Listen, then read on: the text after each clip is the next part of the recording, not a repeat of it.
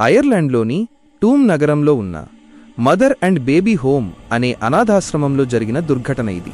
ఈ ఆశ్రమాన్ని bone సెకూర్ sisters అనే కాథలిక్ సన్యాసినుల సంస్థ నడిపేది.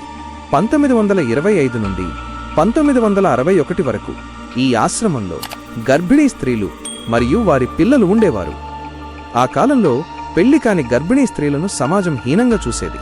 అందుకే చాలామందిని ఈ ఆశ్రమంలో ఉంచేవారు. ఇక్కడ ఉన్న పిల్లల సంరక్షణ సరిగా ఉండేది కాదు. సరైన ఆహారం, వైద్యం లేకపోవడంతో చాలామంది పిల్లలు చనిపోయారు. ఈ ఆశ్రమానికి చెందిన ఒక పాత భవనం కింద ఉన్న సెప్టిక్ ట్యాంక్లో 796 మంది శిశువుల అస్థిపంజరాలను కనుగొన్నారు. టూమ్ ప్రాంతానికి చెందిన క్యాథరిన్ కోరలెస్ అనే స్థానిక చరిత్రకారురాలు ఈ విషయాన్ని వెలుగులోకి తీసుకొచ్చారు.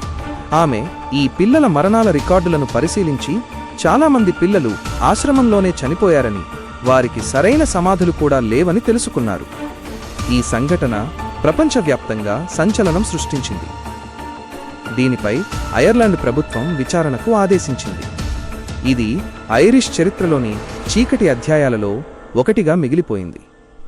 ఈ సంఘటన మానవ హక్కుల ఉల్లంఘన, మత సంస్థల పాత్రపై తీవ్ర చర్చకు దారితీసింది.